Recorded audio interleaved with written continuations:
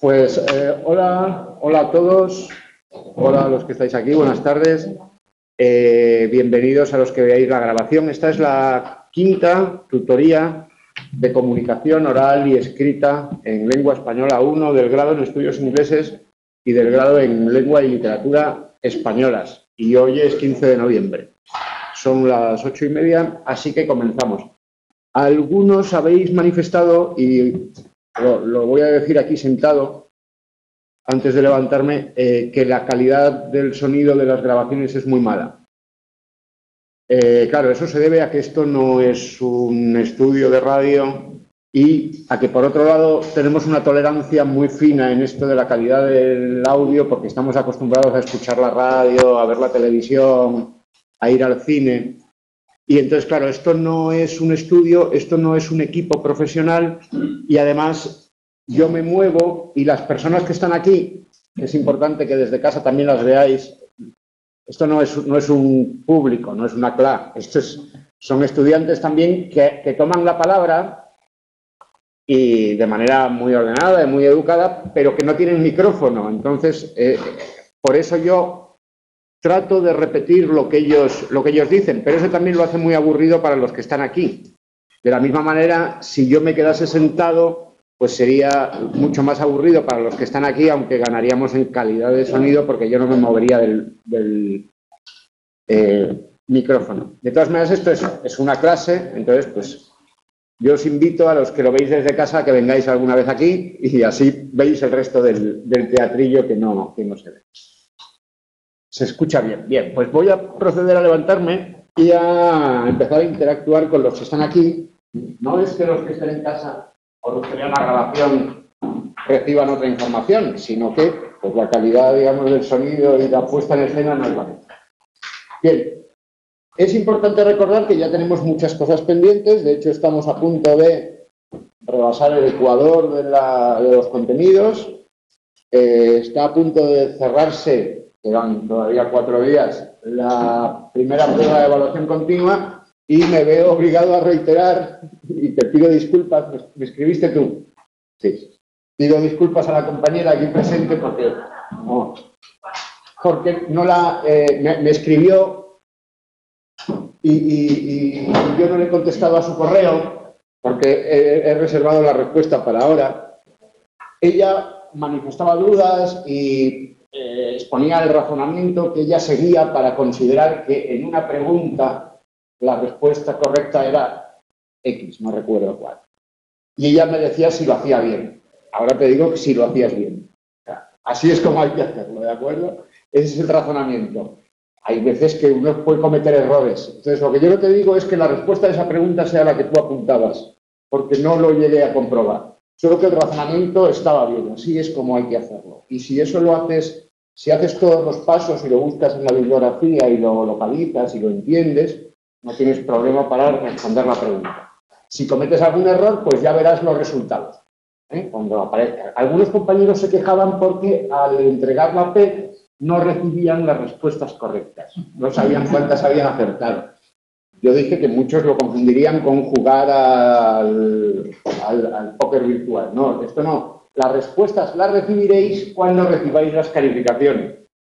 Pero no ahora, porque entonces sí que estaríamos hablando de que 5 intentos podrían ser pocos. Porque si jugamos estadísticamente a cambiar las respuestas hasta que el número de aciertos es 100, pues bien, no se trata de hacerlo así, se trata de hacerlo como lo hacía la compañera, con la bibliografía, razonando cada pregunta, si una es incorrecta, ¿por qué es incorrecta? Si una es correcta, ¿por qué es correcta? En cada uno de los ejemplos. Siempre habrá dos, en las preguntas de 4 siempre habrá dos que planteen más dudas, siempre habrá dos que se descarten primero, pero eso es el procedimiento normal. Iba a hacer una pregunta aquí una compañera. Que cuando se entrega la PEC no te indica el número de aciertos o errores que has cometido. No, eso es lo que estaba diciendo. Cuando se entrega la PEC, será cuando se reciban las calificaciones, veremos, y la próxima semana en la tutoría veremos aquí cada una de las preguntas, por qué, cuál es la correcta, lo veremos aquí, pero no se os facilitan en cada uno de los intentos. Sí que se os tiene que facilitar la información de cuántos intentos lleváis, Yo esa información la puedo encontrar. Pero claro, necesito saber vuestro nombre y apellidos, el grupo de tutoría de las que sois y demás. En principio, si tú entregas un intento y luego vuelves a abrir, te tiene que aparecer que te quedan 4 intentos. Es lo que me parece a mí cuando hago la simulación de alumno. Es cierto que aparece mucha información con letras en azul que no es especialmente a la derecha, donde están las características. Ahí tienes que llevar cuántos intentos llevas, cuántos has finalizado, cuántos están sin finalizar. Porque tú puedes hacer nuevo intento, puedes hacer nuevos intentos los que quieras. Solamente puedes entregar 5, pero puedes hacer más de 5 nuevos intentos y te aparecerán como intentos no finalizados. Mientras que tú solamente puedes tener 5 intentos finalizados. Finalizado quiere decir entregado ahí. O sea que habrá más intentos, pero si se pasa de los 5 intentos no se puede entregar. La sexta entrega ya no se puede entregar. ¿Vale? Cuando hayáis hecho el intento o cuando lo hayáis entregado, saldrá un cartel en la pantalla que os dirá: ha entregado usted el examen, ha entregado usted el examen, ¿de acuerdo? Eso os tiene que aparecer. Si eso no os aparece, es que no lo habéis entregado. Porque en el foro planteaba la gente dudas, no sabía, y me han llegado también correos preguntándome si estaba entregada o no estaba entregada, porque el alumno, no recuerdo, no lo sabía. Lo que pasa es que ya sabéis que se acabaron ayer las elecciones a rector, durante toda la mañana no funcionó la página web, hoy seguía funcionando muy mal, esta alumna no me decía de qué grupo de tutorías era, yo he tenido que deducir de su nombre en el foro cómo se llamaba, porque tampoco firmaba el correo, aunque había escrito también por el foro y ahí encontré el nombre, y entonces, como sois 1.500 y pico alumnos, hay que meter el apellido en una casilla y eso se pone a pensar, y no he conseguido que dejase de pensar y se bloqueaba y demás. Entonces, en condiciones normales, luego mi ordenador no arrancaba, los actualizadores, que, en fin, que he tenido un par de días muy complicados, pero en circunstancias normales yo sé cuántas y quiénes han entregado, quién ha entregado varias veces, quién... ¿De acuerdo? La respuesta que damos no se envíe a... Sí. Empieza a hacerlo, no termino, no envío, se queda. Tú luego continúas y lo que tenías hecho ahí permanece. No debes iniciar un nuevo intento, que entonces desaparece todo. Tienes la opción de continuar el intento anterior. Y entonces, si respondiste a una pestaña, pues esa pestaña tiene las respuestas guardadas. Que tú puedes cambiar también. O sea, cuando ya no las puedes cambiar es cuando lo envías. ¿De acuerdo? Otro asunto importante es que tiene 3 pestañas. ¿De acuerdo? Entonces no son 6 preguntas. Son 8 y 8, 16 y 6, 22 preguntas. ¿De acuerdo? Y valen 10. Y ese 10, esa calificación representa el 10% de la nota final. ¿Sí? De manera que si alguien saca un 10, tiene un 1 en la nota final ya. Si alguien saca un 5, tiene 0,5 en la nota final. ¿De acuerdo? Siempre que apruebe el examen. El examen se olvida preparar el examen. Bien, no sé si hay alguna duda más con las PEC. Va con tiempo. Con tranquilidad, quieres decir, con calma. No hay límite de tiempo. Puedes tener abierto la aplicación todo el tiempo que quieras. Lo único que está limitado son los intentos. ¿De acuerdo?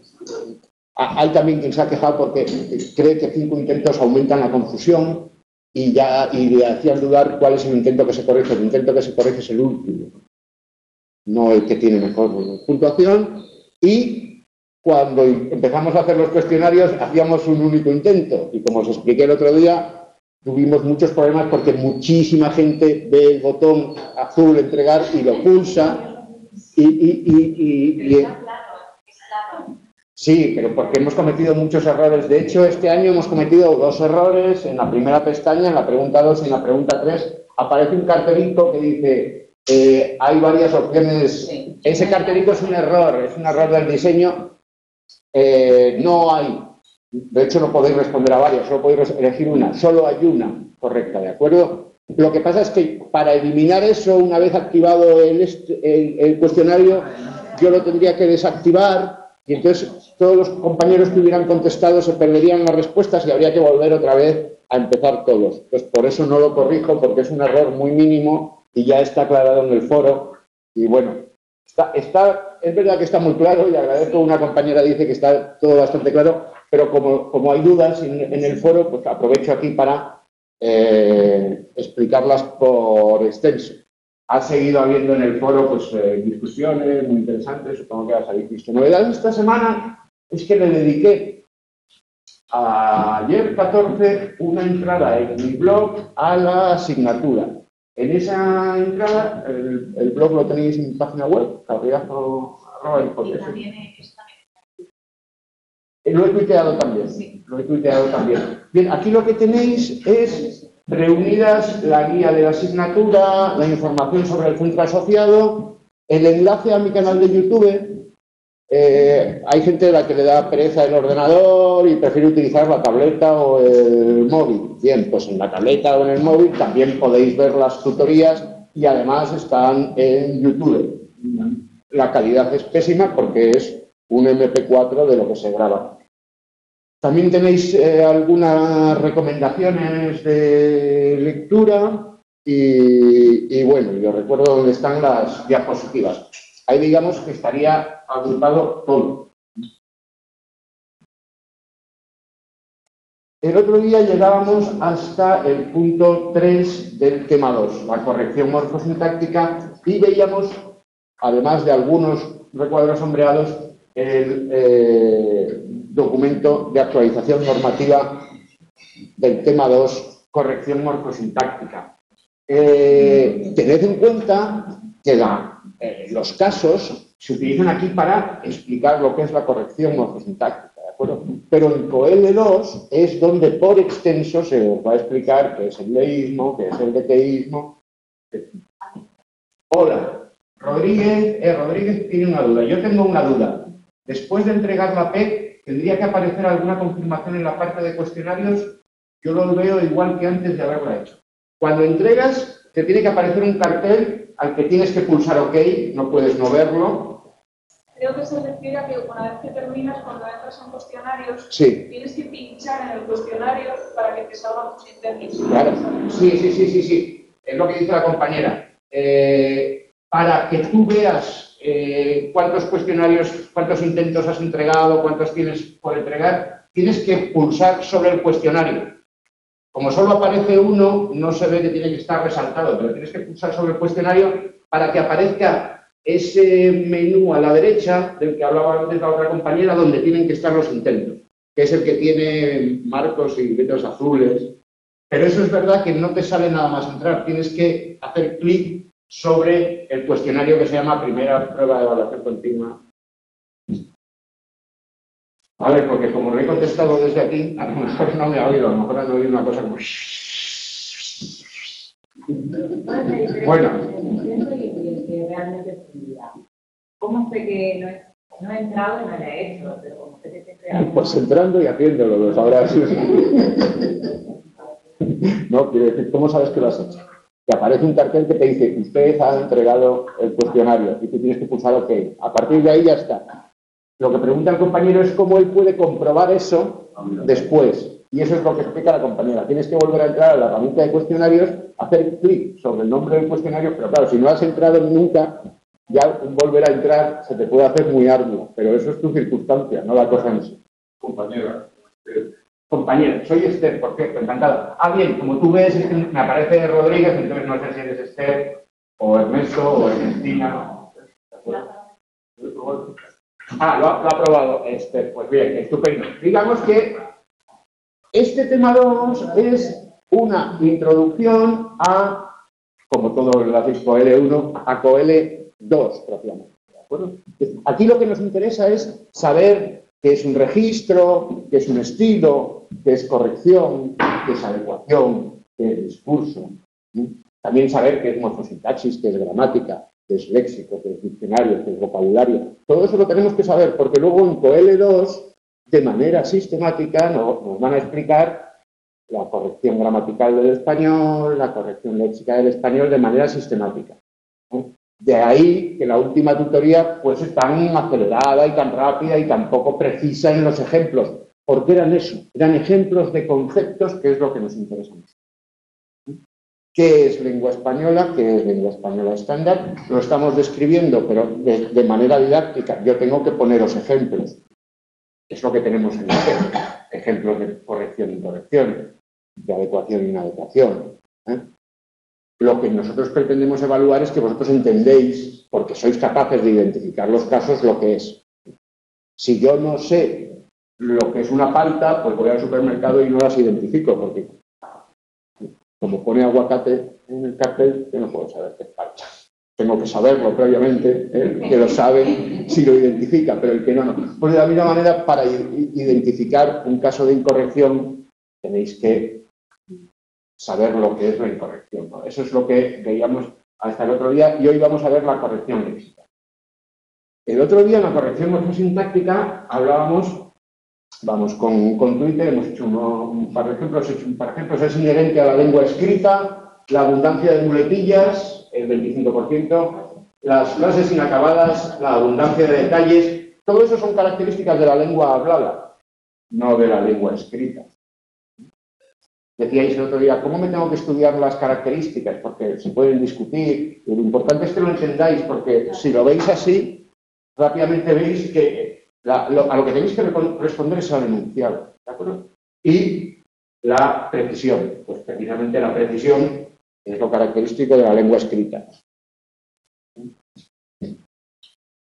O estaba muy arrepentida, rebosaba constricción o rebosaba contrición. Constricción o contrición.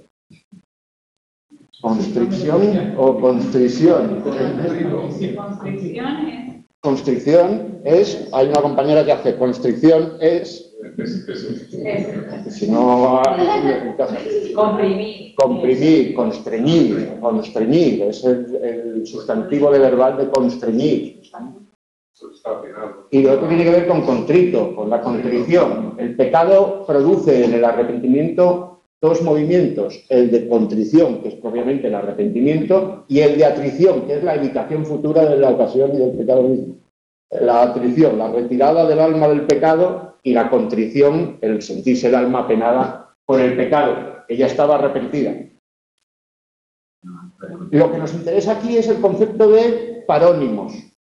Contrición y constricción son parónimos, pero no porque hayamos estudiado una lista de parónimos, porque comprendemos el concepto de parónimo, que son aquellas palabras que en el significante se parecen, pero que en los significados son de campos semánticos distintos, que no se parecen.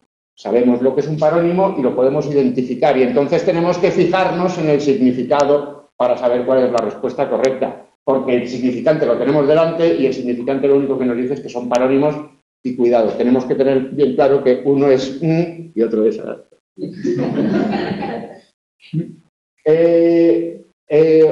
ocurre, en los foros se ha discutido también el concepto de homónimos, o si hallar, hallar y hallar son parónimos. Y no, creo que hallar y es que hallar no existe, digo, como lo haya hecho con hallar no existe.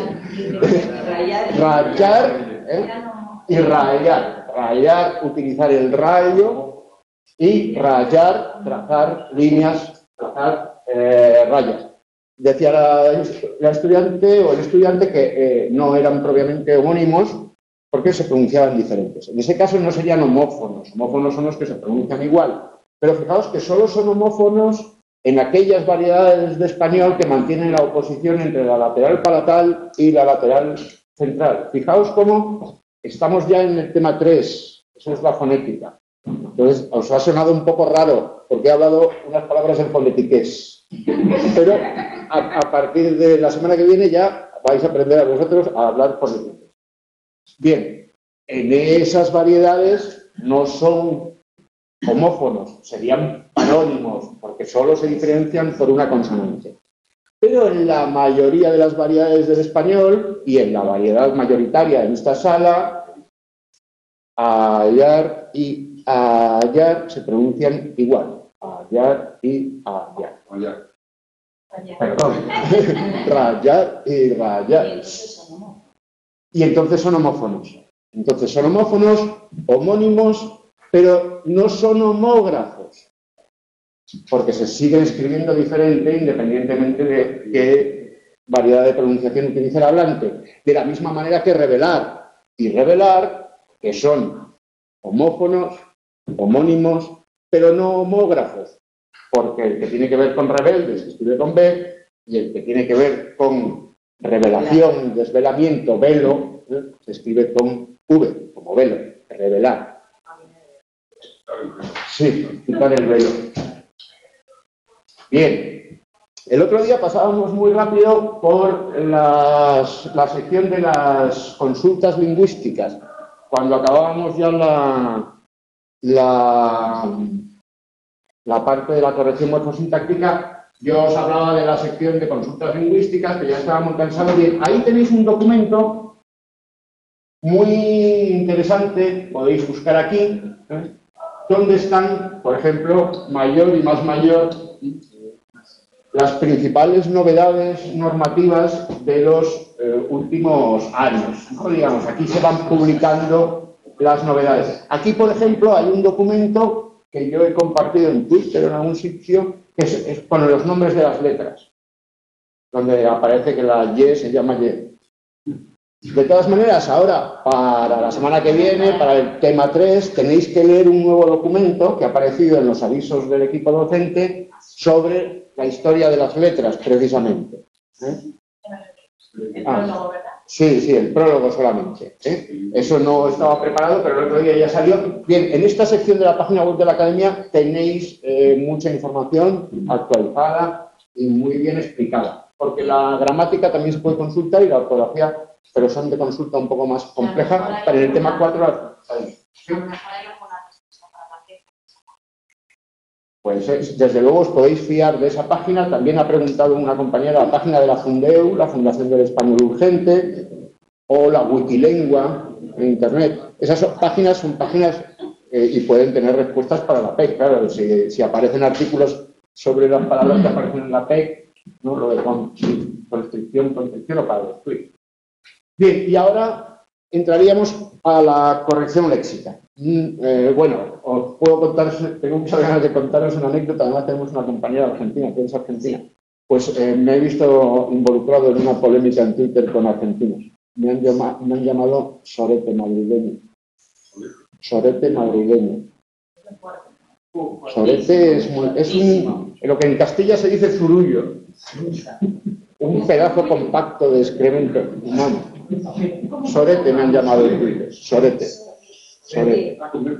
Porque he tuiteado un vídeo con el hashtag Coele en el que aparecían los imperativos con vos. El otro día hablábamos, el imperativo con D es correcto, el imperativo con R es incorrecto. Y yo decía, hay otros imperativos que en determinadas variedades se usan que no acaban ni en D ni en R. Pues el viernes pasado tuiteé el anuncio de la final de la Copa Libertadores. Y el lema era disfrutarla, vivirla, compartirla. Era una ilación de...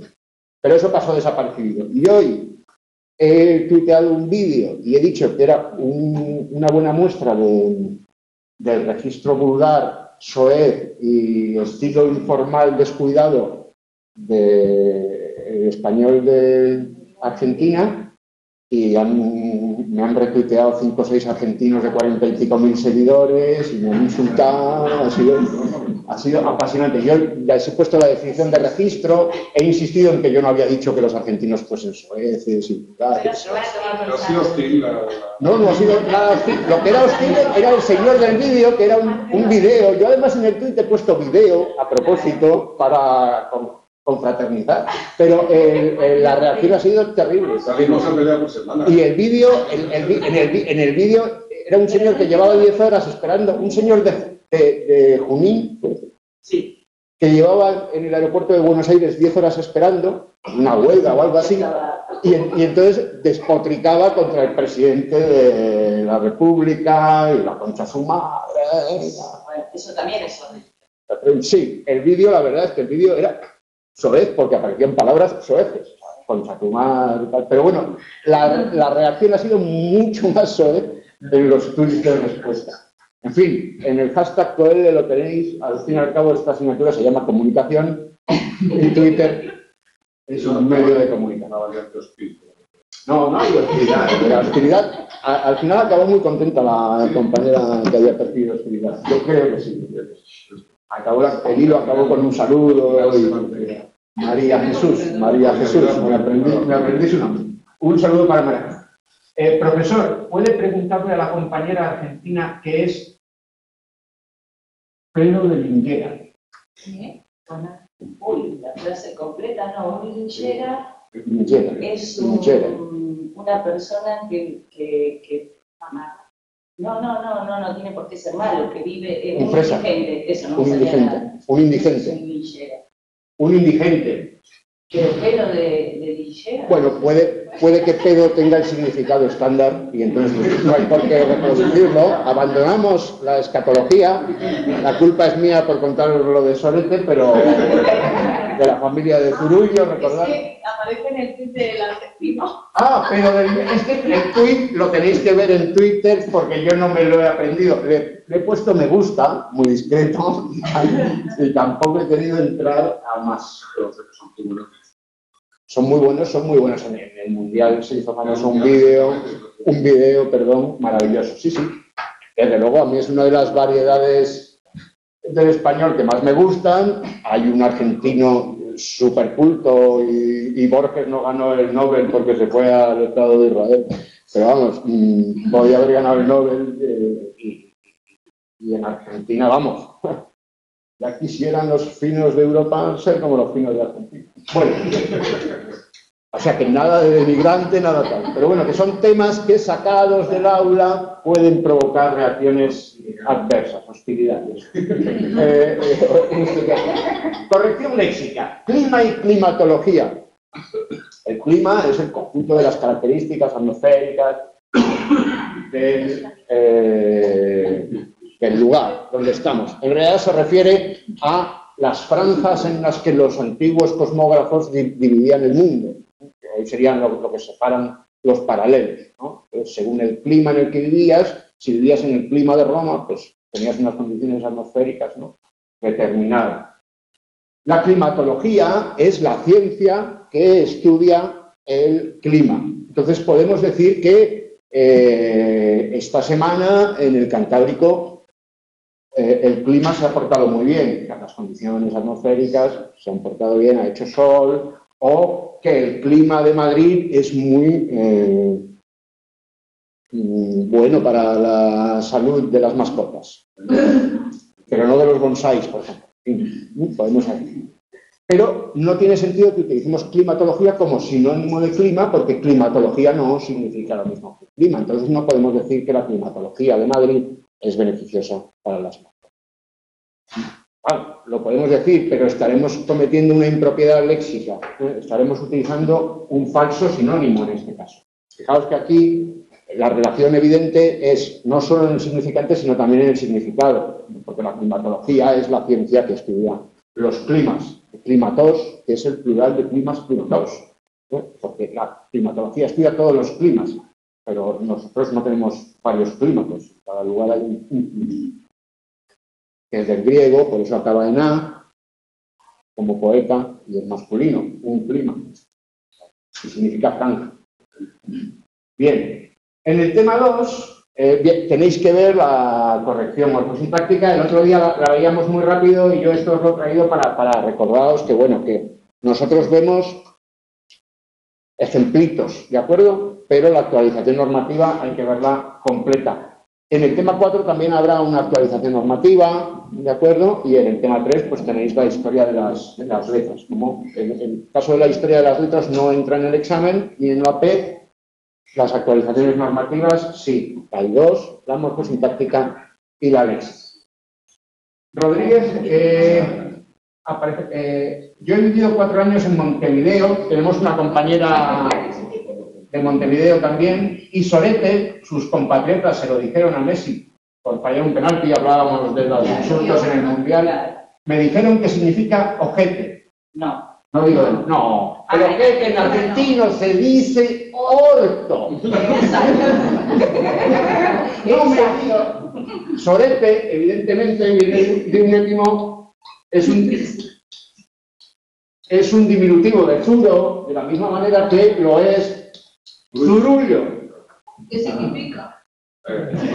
Pedazo compacto de excremento, según el DRAE, segunda acepción, zurullo, pedazo compacto. El español se caracteriza por tener un amplísimo lenguaje escatológico muy superior al de cualquier otra lengua moderna conocida. Pero vamos, hay que leer a Quevedo, a Rodríguez Cavieres. Esas distinciones entre si es ruidoso o es oloroso o es silencioso y ruidoso, esas diferencias léxicas en la mayoría de las lenguas no. En español, sí. En español del siglo de oro, por lo menos. Bien, evidentemente la familia es la de Zuro, o sea, un basquismo, imagino. O sea, significa, la primera acepción de zurullo es mojón, que es la piedra que se pone en los caminos para indicar las leguas, mojón leguario. Por metáfora, símil, por parecido, igual que el pino, por parecido, plantar un pino, en fin. No vamos a continuar con el asunto. Vamos a ir con otro documento importante, que es el libro coordinado por Antonio Briz. Es madrileña, bien. Ay, a mí me han insultado y me han llamado también, entre los insultos, sorete, pero de niñera, me han llamado también madrileño, como insulto. Madrileño como con el significado de imperialista o algo así. Madrileño. Y gallego también me llamaban, gallego no sé qué, sí, gallego también, madrileño y gallego. Sí. Claro. Como si no. Pero yo soy, no sé qué pasa, no funciona. Gallego cuadrado. Estilo con... Vale, eso sí. Bueno, digo que sí, gallego, pero yo soy cántabro, lo que pasa es que en Argentina cántabro como insulto no sé. Bien, Briz, coordinado 2008. Podéis tener unas ediciones posteriores, son reimpresiones en realidad, cambia la portada y lo vamos a utilizar para el tema 2 y para el tema 5 y en el tema 2 tenemos dos bloques de páginas, la 1946 a la 58-75. Fijaos que de la 47-57 lo tenemos en el tema 5, entonces pues tenéis que leer de la 19 a la 75, pero tened en cuenta que hay 3 tramos y ahora vamos a ver 2. ¿No? Lo que nos explica el libro coordinado por Briz del Instituto Cervantes es qué es saber hablar. Saber hablar una lengua. Y específicamente qué es saber hablar bien. Saber hablar bien es usar de modo correcto el lenguaje. Y nos introduce al concepto de norma gramatical. Fijaos que en el libro de Antonio Briz también se ejemplifica con errores, ¿de acuerdo? Eso también hay que tenerlo en cuenta para el examen y para la PEC. ¿De acuerdo? El modo correcto lo define como el que sigue las normas gramaticales.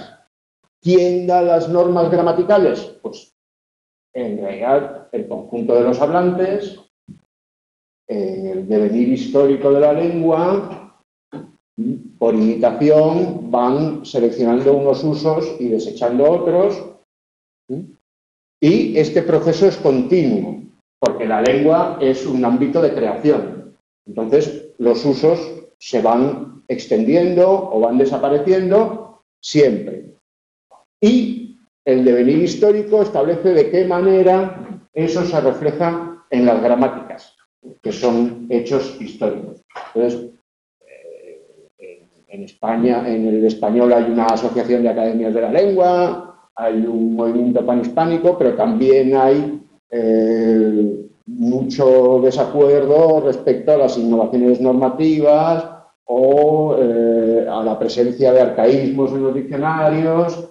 No solamente hay diccionarios académicos, hay otros diccionarios, no solamente hay gramáticas académicas, hay otras gramáticas, pero en el devenir histórico de la lengua española tenemos este concepto específico de norma académica, de estilo académico, que es el que se ajusta a las normas dictadas por la Asociación de Academias de la Lengua Española, con el objetivo de mantener la unidad y la posibilidad de intercomunicación entre todos los hablantes de la lengua española, incluida la posibilidad de insultarse a través de la Atlántica en el momento. Ese es, digamos que sería el objetivo del panhispanismo. Y respetando que la lengua española es una lengua policéntrica, es decir, que hay distintas variedades y distintas, por lo tanto, normas a las que ajustarse. Por eso no dice Luis que no es fácil decidir qué es correcto o incorrecto en cuanto a la norma léxica. No es tan claro como en cuanto a la norma gramatical, porque las gramáticas son exhaustivas o tratan de serlo. Es verdad que la gramática de 2009 trata de ser exhaustivo, pero puede haber determinados usos que no estén descritos, para los que no haya bibliografía, en fin. La exhaustividad para determinados registros que cambian mucho, el lenguaje juvenil o el lenguaje de los emigrados, ¿no? De eso se están haciendo tesis doctorales ahora, no están las gramáticas todavía, ¿no? Pero cómo hablan los ecuatorianos nacidos en Madrid de segunda generación, por ejemplo. Ese tipo de cosas. Eso es una tesis de hace un par de años bastante interesante. Hay que tener en cuenta que Madrid es la tercera ciudad de la República de Ecuador. La primera Guayaquil, la segunda Quito, la tercera Madrid, el número de habitantes. No estamos hablando de una comodidad. Y podría ser Cuenca, la tercera ciudad de Ecuador. Cuenca, Ecuador. Sí, creo que Loja es más grande que Cuenca, pero de todas maneras, Cuenca, Ecuador tiene 150.000 y Madrid tiene 200.000 o algo así. O sea, que es que en Madrid viven más ecuatorianos que en Cuenca y que en Loja. No, es que pensaba de que decías en cuanto al número de habitantes. Sí, de las 3 ciudades importantes de Ecuador que vienen a España. No. El origen pero eso habría que tenerlo en cuenta, por ejemplo, para estudiar sus distintas maneras de hablar, porque no hablan igual los del Guayas que los de los Andes. No hablan igual en Guayaquil. Pichincha es un volcán y un banco. No, Pichincha también es una provincia. Sí, donde está el volcán. Y donde se fundó el Banco Pichincha. Es inactivo. El volcán, sí, bueno, bien, pues, gracias a Dios. Bien, vamos a dejar el asunto de los ecuatorianos. Quiere decir que la gramática es exhaustiva en cuanto que expone todos los casos, sin embargo, el diccionario no puede ser exhaustivo, ¿no? En el léxico, digamos, además que se manifiesta mucho más la creatividad de los hablantes, mediante las metáforas, mediante las metonimias, ¿no? Con lo cual la diversidad es muy grande. En cualquier caso, la elección es siempre individual y la elección ha de hacerse de acuerdo con la circunstancia comunicativa. Hay que tener en cuenta qué le vamos a decir, a quién, dónde, de qué manera, cómo, por qué canal, por qué medio, para tratar de lograr el objetivo comunicativo. Pero hay determinadas circunstancias que exigirán corrección idiomática. Bien, en esas circunstancias tenemos que apoyarnos en el diccionario panhispánico de dudas, en los diccionarios que tengamos a nuestra disposición y tener la mayor cantidad de información posible que nos asegure la eficacia de nuestro objetivo comunicativo. Habiéndome insultado en un registro tan extremadamente argentino y vulgar, yo no he sido capaz de interpretar todos los insultos. Sorete sí, pero por mis conocimientos de etimología y tal, pero en principio no. Lo de Liñera, pues teníamos aquí un hablante que si no. Bien, no tiene la corrección, la misma medida en el discurso oral y en el escrito. Nos habla Brick también de las diferencias entre lo oral y lo escrito. En el 1.3 nos explica precisamente lo que es la adecuación. La corrección o el nivel de corrección dependerá de las circunstancias comunicativas y eso nos lo explica mediante el concepto de adecuación. tres tipos de adecuación: adecuado al contexto comunicativo, al emisor, al receptor, al que, adecuado a las características del público. Si vamos a hablar en público, no es lo mismo que hablar a un interlocutor individual. Hay que tener en cuenta no solamente si son muchos o pocos, la edad. No hablamos igual a unos niños de 3 años o a unas personas adultas. El otro día hablábamos de cómo deben enseñarse los nombres de las letras en una clase, y decía yo, en una clase de infantil, en una clase de primaria, en una clase de secundaria, en una clase de universidad, de manera diferente, porque hay que adecuarse. Y adecuarse al tiempo. Cuando hablamos en público, hablar bien en público significa ajustarse al tiempo. Veis cómo la adecuación explicada en brief es mucho más amplia, se entiende mucho mejor que en Introducción a la Lengua Española. Y es un concepto fundamental para poder corregir. Solamente corregiremos cuando sea adecuado. La claridad tiene que ver con la calidad del discurso. Cuanto más claro sea un enunciado, más fácil será conseguir el objetivo comunicativo. ¿De acuerdo? Hay dos niveles de claridad: la expresión y el contenido. También hay una claridad en la pronunciación, que es de lo que hablaremos en el tema 5, en esas páginas que no vamos a ver ahora, ¿no? La claridad tiene que ver con las ideas, tener las ideas claras, saber qué es lo que se va a decir, porque siempre hablamos del receptor, del canal, del medio, pero el qué es fundamental, ¿de acuerdo? Y la organización del contenido también es importante. Esto se ve mucho en los mensajes en los foros, y lo podéis practicar en los mensajes de los foros. Si alguien escribe un párrafo muy largo,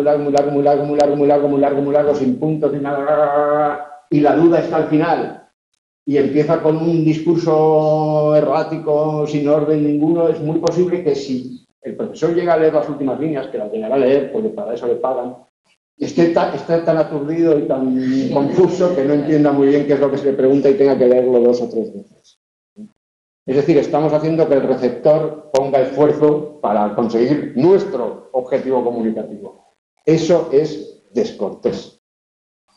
Como no cederle a alguien el asiento en el medio. Pero a lo mejor no lo hace de intención. Simplemente que... Peor. Te lo digo en Montevideo. Peor. Si lo hace sin darse cuenta, entonces hay que acordarse de la adagio que es latino de numerus sculptorum infinitus. Quiere decir que el número de los estúpidos es infinito. En fin, el que hace las cosas sin darse cuenta ya es un problema de confesor, no de gramática. A ver, no hay que recriminárselo. Yo no digo que yo no le estoy recriminando al que ha escrito ese mensaje, además no era en el foro de esta asignatura.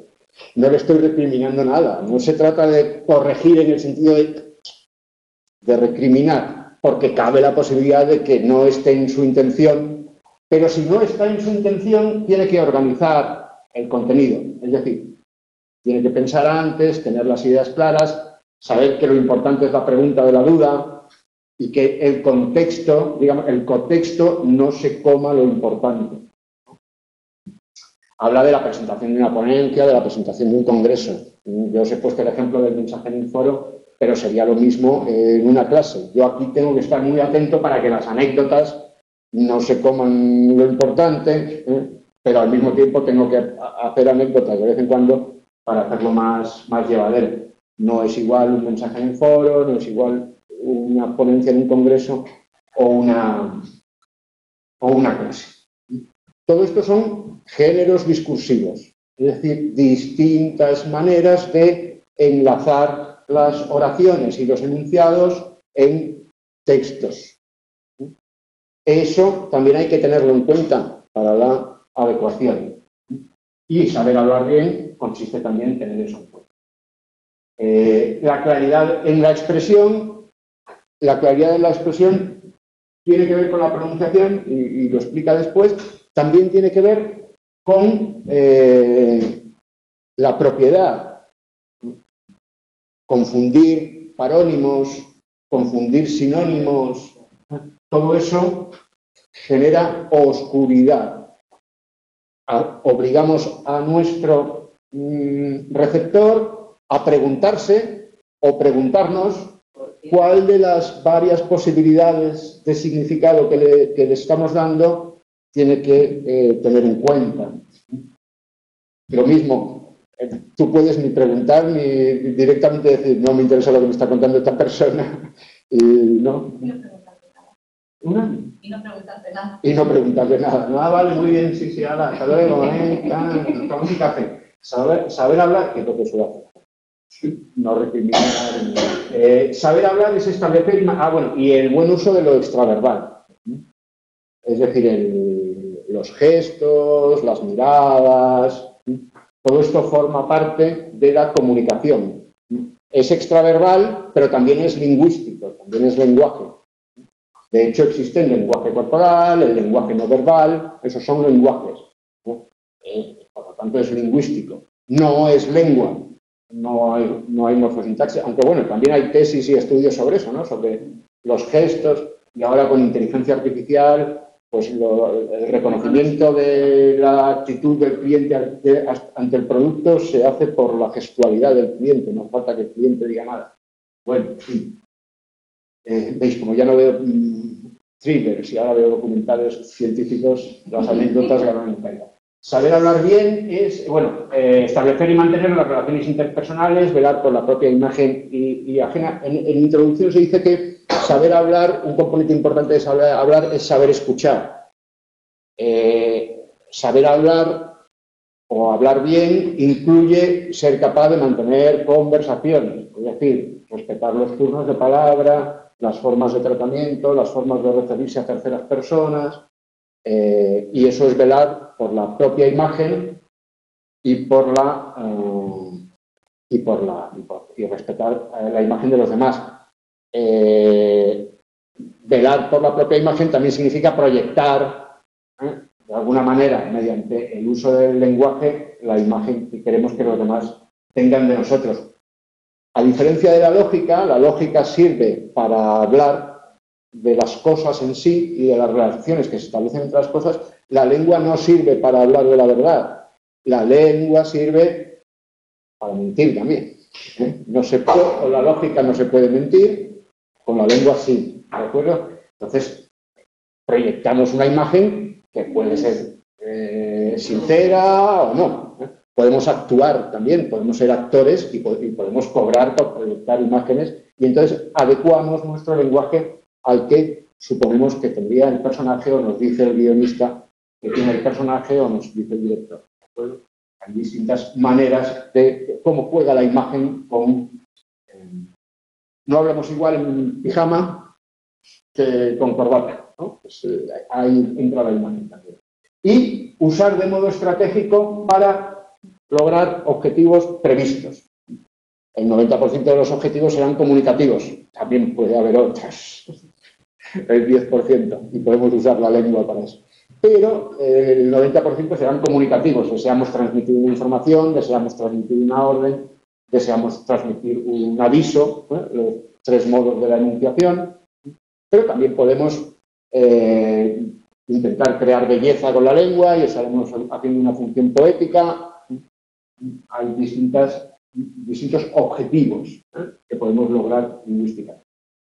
El capítulo 2, ya veis que el capítulo 1 pues, sería un poco características de la lengua escrita, de la lengua hablada, de la lengua adecuación, corrección, la presentación general de los... Y luego, el capítulo 2 es ya hablar correctamente. ¿Qué significa hablar con corrección? Pronunciar correctamente. Esto lo explica de la página 48 a la página 57, si no me equivoco. Lo estudiaremos en el tema 5, la pronunciación.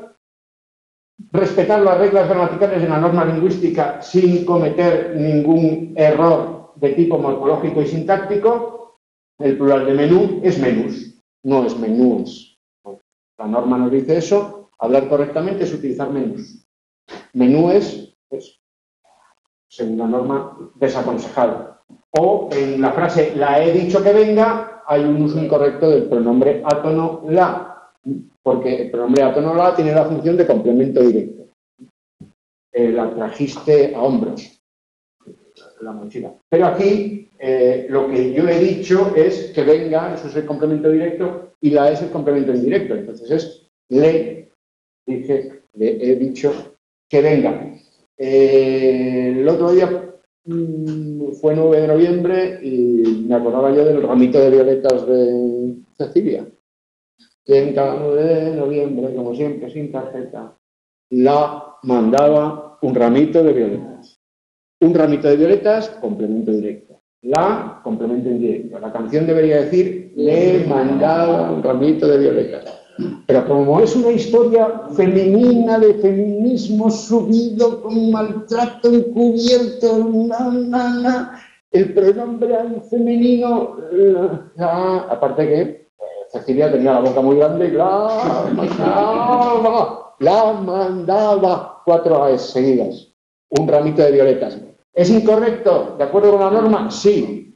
¿Es adecuado en ese verso? ¿Tiene eufonía? ¿Tiene un significado femenino y aporta feminidad a la canción? ¿Y permite a la cantante lucirse en la interpretación? Ella compone la letra, pues no le vamos a corregir a Cecilia ese pronombre. Pero es una incorrecta. ¿De acuerdo? Y desde el punto de vista léxico, hay que evitar el empleo de muletillas, por ejemplo, y da una serie de consejos. Y luego habla también de la propiedad léxica.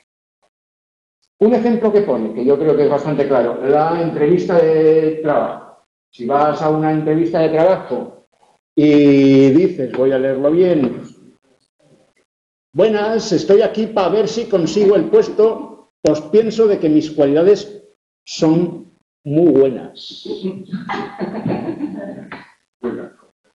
Soy su empleado ferviente. No se pierda esta oportunidad. Bien, no, la imagen que percibe el entrevistador no es la misma que si se adopta otro registro. ¿De acuerdo? Hay una escena en Trainspotting, en la primera parte, donde se juega con esto. Pero hay una en la que es Spank se llama. Hay uno que va a hacer una entrevista de trabajo cabalgando en metanfetamina y tiene unos problemas de comunicación lingüística impresionantes. Bueno. Bien, Trainspotting, si leéis la novela en inglés, ahí aparecen los registros vulgares y estilos soeces del inglés de Glasgow. Bien, es decir, registros hay en el español de Argentina, registros hay en el español mundial, registros hay en inglés, registros hay en francés, registros... Y en todas las lenguas hay registros vulgares y registros sueltos. No en todas el vocabulario escatológico tiene tanta precisión semántica como en español, pero cada lengua vaya con eso. Bien, corrección fonética, tema 5. ¿De acuerdo? Lo dejamos. Corrección gramatical. El que quiera hablar bien tiene que tener como objetivo hablar correctamente. Un uso formal y cuidado de la lengua. Registro formal, estilo, cuidado. Fijaos que aparecen estos. Cuando se utiliza vulgar, acordaos, latín vulgar, no se está denigrando a los hablantes que hablaban latín vulgar.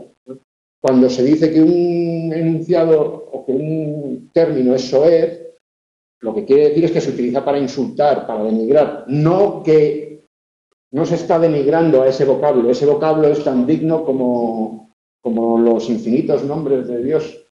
No, las palabras, no es que... Acordaos del eufemismo y el disfemismo también, ¿no? Que es lo que hace que las palabras se connoten. Pero eso es, como lingüistas, pues eso lo analizamos. No nos dejamos llevar por la hostilidad que pueda haber tras los soez. Bien. Hay que prestar atención a las características lingüísticas, tanto morfológicas como sintácticas. Morfológico es lo que tiene que ver con las palabras, sus clases y sus formas. Hay palabras invariables, la preposición, la conjunción, el adverbio.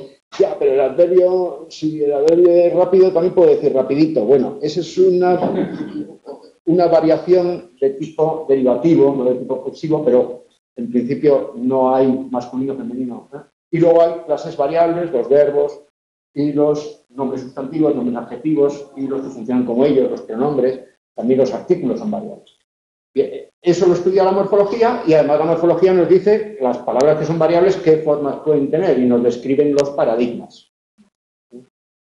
Primera persona del presente de indicativo del verbo roer. Yo rollo, yo ro, yo. Hay tres. Yo rollo, yo ro,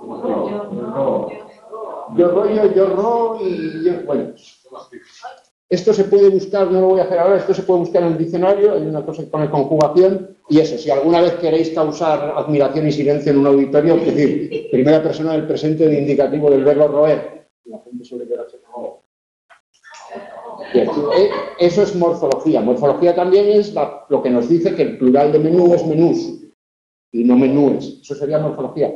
Mientras que la sintaxis es la parte del análisis gramatical que se encarga de la unión entre esos elementos de los que la morfología describe sus clases y sus formas. Es decir, cómo se construyen mediante la concordancia entre sustantivos y adjetivos o verbos y sujetos, cómo se construyen las oraciones y los sintagmas. Sintagmas que a su vez reciben los nombres de aquello que lo encabeza, sintagma preposicional, o oración subordinada o oración principal, según si va encabezada por una conjunción o no. Y las oraciones constituyen enunciados. Eso es la sintaxis. De hecho, la plaza central de Atenas se llama plaza sintagma, la plaza de la unidad. Como en las ciudades italianas está la Piazza dell'Unità, pues en Atenas está la plaza sintagma, que es la unidad, el sintagma, la sintaxis. ¿Bien? Eso sería la gramática. Esas normas están estandarizadas, es decir, todos nos imitamos unos a otros en estas normas e innovamos muy poco para asegurar la comunicación. No se crean preposiciones nuevas, las conjunciones nuevas tardan mucho tiempo en cuajar, ¿de acuerdo? Los verbos evolucionan, pero son muy de pretérito perfecto simple de andar. Tercera persona, anduvo, aunque también se dice andó. Se dan ese tipo de variaciones, pero nadie se inventa una primera conjugación nueva, porque no sería entendido por nadie, ¿entendéis? Entonces las innovaciones en gramática, y eso se expresa diciendo que está muy estandarizado, ¿de acuerdo? Y luego hay una gramática que es más o menos común a los 500 millones de hablantes, más o menos. Porque en esos 500 millones de hablantes metemos el judeo-español, metemos el chabacano de Filipinas, metemos el chamorro de las Islas Marianas... En fin, entonces sí que la gramática se hace muy elástica. Bueno, en cualquier caso, lo que nos dice Brie, y hay que recordar, es que la norma del español es policéntrica y que ninguna variedad dialectal es mejor que otra, porque en todas ellas hay formas correctas e incorrectas de acuerdo con su propia norma. ¿De acuerdo? Entonces, no hay que denigrar, y no era mi intención al comentar el vídeo, ninguna variedad, porque eso genera, evidentemente, reacciones de la gente. La gente utiliza la lengua también para generar propia imagen y eso implica el concepto de identidad. Uno se incluye en un grupo con el que se identifica mediante los usos lingüísticos. Eso hace, por ejemplo, que los estudios sociolingüísticos demuestran que el habla de las mujeres rurales es más tradicional y conservador que el habla de los hombres. Porque los hombres, debido a que hacen el servicio militar y debido a que se encargan de viajar, conocen más novedades y las incorporan como forma de su identidad masculina. Mientras que las mujeres constituyen su identidad femenina a través de la lengua de los vecinos, ¿no? Y entonces rechazan las innovaciones foráneas, más conservadoras en ese sentido. Bueno, luego vienen otros estudios de sociolingüística que desmienten eso, o sea que la sociolingüística también evoluciona, pero sí que hay diferencias entre distintos grupos y sí que entra en juego la identidad. Por eso alguien cuando siente que se denigra su manera de hablar, se siente ofendido, porque siente que es su identidad. Y ya si es un madrileño, gallego, sobre pero de leñera, pues ya no ni te digo, ¿no? Todavía el emisor de la ofensa hace que la ofensa sea más insoportable. ¿Vale? Características gramaticales, incorrecciones frecuentes. Aquí tenéis, también a modo de ejemplo, algunos ejemplos de incorrecciones, sobre los que os preguntaremos en el examen y sobre los que no recuerdo si se pregunta en la PEC, pero es posible. Esto lo veréis por extenso en COL2, ¿de acuerdo? Son solamente ejemplos para que entendáis el concepto. ¿Qué ocurre en el nivel léxico? Los niveles de análisis gramaticales fonético-fonológico, el tema 3 y el tema 5 lo vamos a dedicar a ese nivel. Nivel 2, gramatical, morfosintaxis, COL2. Nivel 3, el léxico, todo lo que tiene que ver con el significado y el significante del vocabulario, lo veréis también en COL2, incluido el manejo del diccionario. ¿De acuerdo? Pero nosotros vemos aquí que la corrección léxica no es igual que la corrección gramatical, porque en el léxico no tenemos normas. El léxico todavía es más libre que la gramática. De hecho, nosotros podemos crear palabras como ostentorio, que es una mezcla entre ostentoso y estentorio. No aparece en ningún diccionario, pero dicho por Jesús Gil, allí metido en una piscina, con el caballo sinforoso aquel y tal, dice ostentorio y se entiende lo que quiere decir. El propio, él lo utilizaba para definirse a sí mismo, ¿no? Hablaba con voz fuerte y hacía ostentación de pues, ostentorio. Que puedes inventar palabras.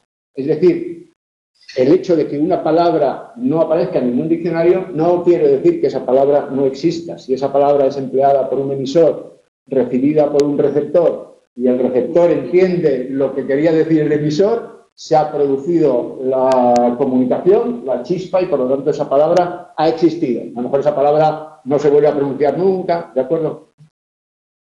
De hecho, la morfología, que no es flexiva, la morfología derivativa, es la que nos permite crear palabras. Los diminutivos, que tienen carga afectiva. ¿Me pones un cafetito? No es que te vaya a poner un cafetito pequeño, lo llamamos diminutivo, pero es una cuestión afectiva. Si yo digo deprisita, no quiere decir que vengas deprisa, pero no mucho, festina lenter, no. Quiere decir que si lo acompaño con un gesto y cierta ironía, a lo mejor todo lo contrario, ¿no? Puede ser como aumentativo. ¿Vale? Bien. Esas palabras no aparecen en los diccionarios porque las podemos generar o pueden aparecer en algunos diccionarios, ¿no? Pero nosotros podemos generar, pues eso, a partir de zurullo, zorete, podemos generar zorito, zorín, zoruco, todos los diminutivos de ese hipotético zuro que debe existir. Bien. El nivel léxico es muy sensible a la evolución sociocultural. Roigo. M. Luján ha dicho lo que nos faltaba. Rollo o roigo. Esas son las tres formas del presente de roigo, rollo y ro. Bien. El léxico, digo, es muy sensible a los cambios sociales. De hecho, dentro de poco, finales de noviembre, empezará, ya tenemos el anuncio de la lotería, la elección por la Fundeu, por la Fundación del Español Urgente, con sede en Argentina, en Colombia, en México y en Madrid, de la palabra del año. Todos los años hay una palabra del año. Es decir, y hay varias candidatas. El año pasado fue aporofobia. Aporofobia. El año pasado fue elegida aporofobia. ¿Qué significa? Aporofobia es el miedo al indigente, el miedo al pobre. Aporos es pobre y fobia, aporofobia. Como nomofobia es el terror, no estás inmóvil. Entonces, Aporofobia. Y este año, pues no sé cuál será, pero todos los años hay palabras que conocemos. ¿no buscabas en internet o en el diccionario? No, esa palabra, las palabras nuevas no están en los diccionarios todavía, son palabras que llegan. Palabras nuevas más utilizadas. Palabras nuevas que sí se han puesto de moda, pues hace unos años fue mileurista, por ejemplo. Mileurista, lo cuenta Lola Pons en su blog, es una palabra que incluyó una mileurista que se quejaba de su situación y la describía como mileurismo, en una carta al país, en una carta al director del país. Y a partir de esa aparición la palabra se utilizó mucho y fue la palabra del año. De 1.000 euros, mileurista es el que trabaja por 1.000 euros o vive con 1.000 euros. Se entiende lo que es la palabra y entonces se extiende su uso. Muchas veces estas palabras no pasan a América, por eso se tienen en cuenta distintas fundaciones del español urgente. Pasó la polémica aquella que hubo cuando entró amigobio en el diccionario y no entró follamigo. Amigobio es la versión americana de follamigo. Y entonces en Madrid se escandalizó todo el mundo porque había entrado amigobio pero no había entrado follamigo. Y claro, la academia no explicó, pero follamigo es más fuerte. Claro, follamigo, pero en general el español de Europa es mucho más fuerte que las zetas. No, hay más roce. No, pero en el sentido no tiene por qué ser Claro. Y follamigo precisamente es la condición sine qua non. Ya. Bien. Vamos, hoy tenemos, estamos explorando los campos semánticos oscuros. Estamos en el lado oscuro. Bien. Follamigo, amigobio, quiere decir que este tipo de innovación no es lo mismo. No es lo mismo. Pero quiere decir que sí que son del mismo campo semántico, ¿no? Relaciones entre personas con coartada, ¿no? La coartada puede consistir en distintas cosas, pero digamos, ¿no? O sea, es una designación de un par de personas o de la relación entre una persona y otra con algo de afectividad a distinto nivel, ¿no? En el nivel léxico, que es el nivel al que vamos, bueno, digo que hay muchas variedades y él habla de muchas variedades. En la innovación hay que tener en cuenta la influencia de otras lenguas. Yo es que no sé, últimamente no, pero la influencia del inglés. Crush estuvo muy de moda. Crush, sí, como millennial. Sí. Bien, esos serían términos nuevos. Esas palabras no están en el diccionario. ¿Esas palabras son correctas? Pues si te quieres referir a lo que se llama millennial, tendrás que utilizar esa palabra aunque no esté en el diccionario. Y el uso será adecuado y por lo tanto no hay incorrección. Otra cosa es cómo es el plural. Millennials, millenniales, no es exactamente lo mismo que milenarios, ¿no? Entonces, con una L o 2, con una N o 2, ¿no? Porque también puede tener una N o 2.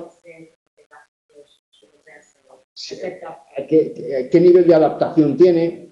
Si no se adapta, se pronuncia como en inglés americano, como en inglés británico, cual entonces se escribe en cursiva. Pero bueno, que al adaptarlo, digamos, tenemos que ponerle acento, tenemos que inventarnos un plural.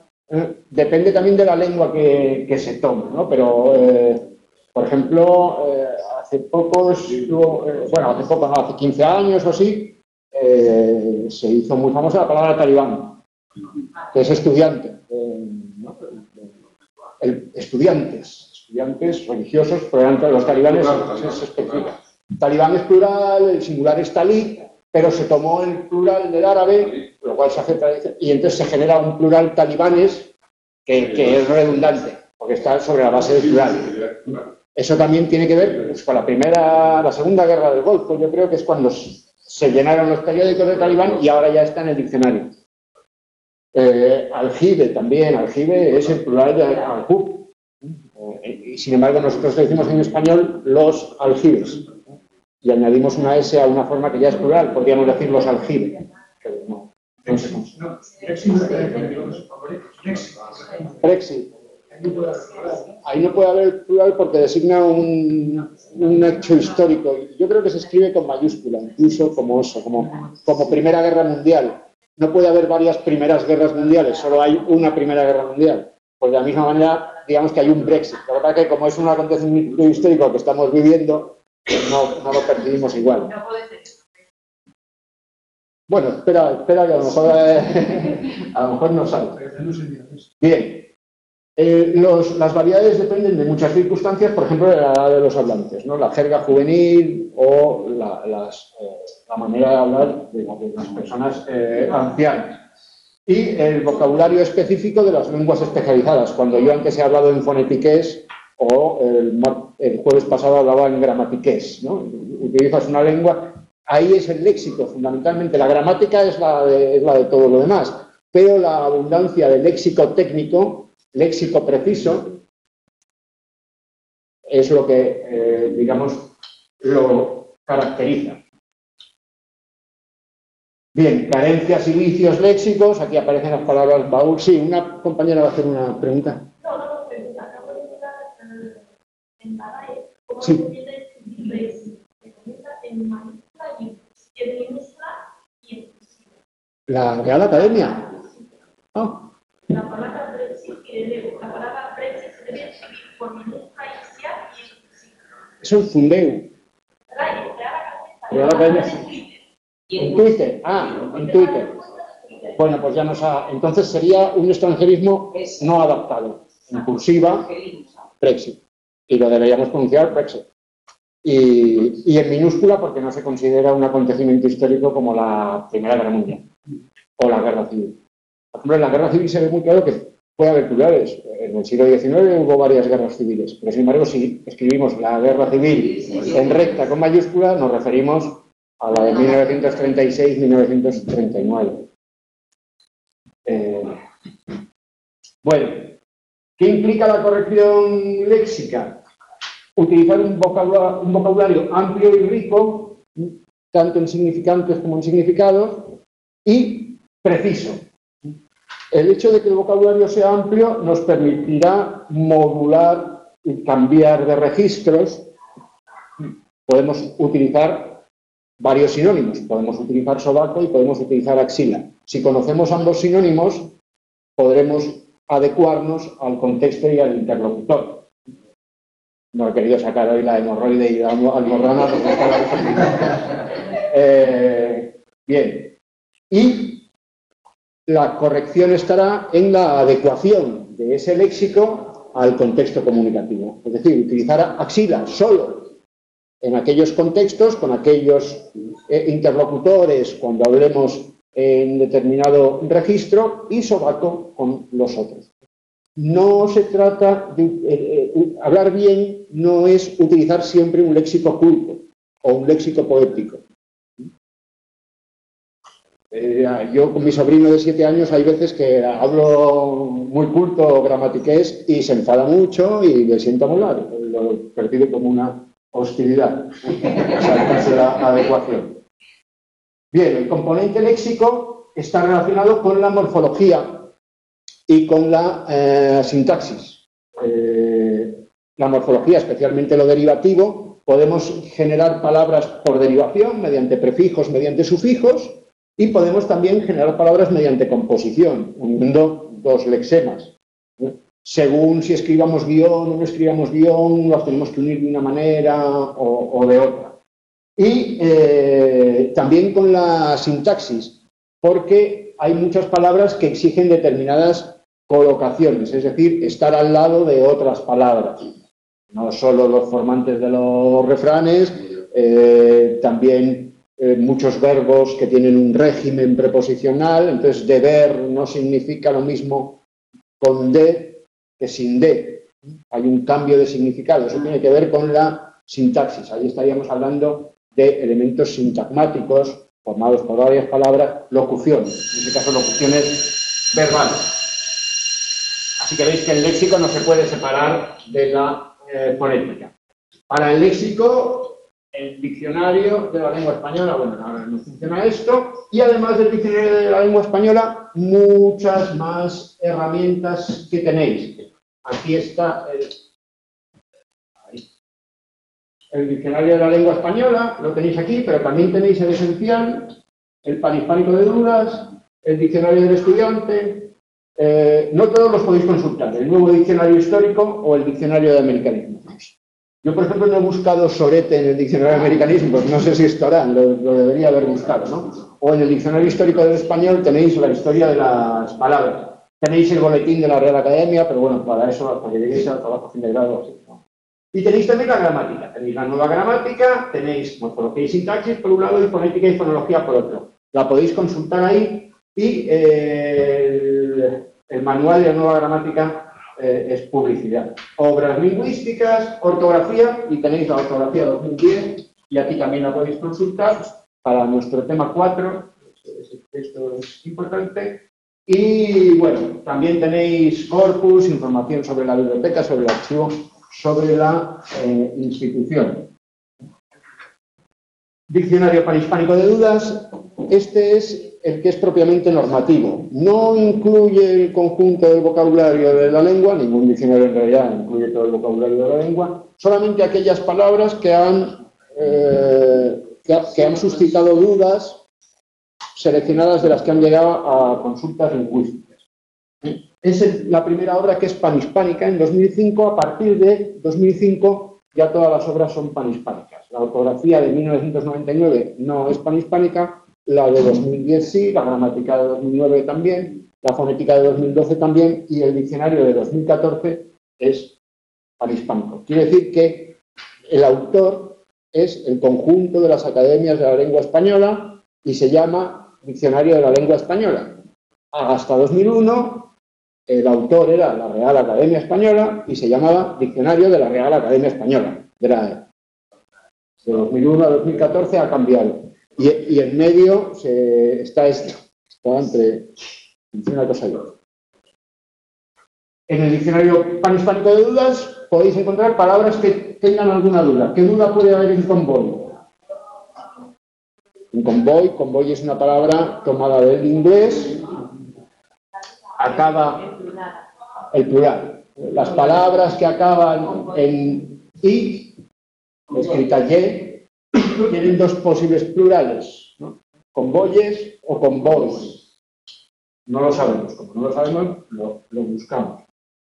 Los sustantivos y adjetivos terminados en i pueden ser es, de la manera tradicional, rey, reyes, ley, leyes, y los modernos aparecen convoy, convoyes, que hacen el plural en s. Los de más reciente incorporación, por ejemplo, guy, guys, ¿no? Coyes o cois, jerseys. Pero en el caso de que añadan una S, se cambia la Y por una I. Bien. ¿Tenéis el grupo de Facebook aquí? Mira, Roer. Pues si pulsáis aquí, este botón conjugar, tenéis la conjugación completa de Roer, presente de indicativo, roigo, rollo. Y bueno, con esto lo dejamos y el próximo día corregiremos la P rápidamente, es decir, os daré las respuestas y las explicaremos y luego ya principiaremos el tema 3, así que si podéis leer el capítulo correspondiente, no recuerdo el número, el 6 o 5 del libro, y las letras, el tema 3 y las letras. El tema 3 menos los cuadros sombreados que quedan para el tema 5, ¿vale? Bien, me despido también de los de casa y corto la grabación.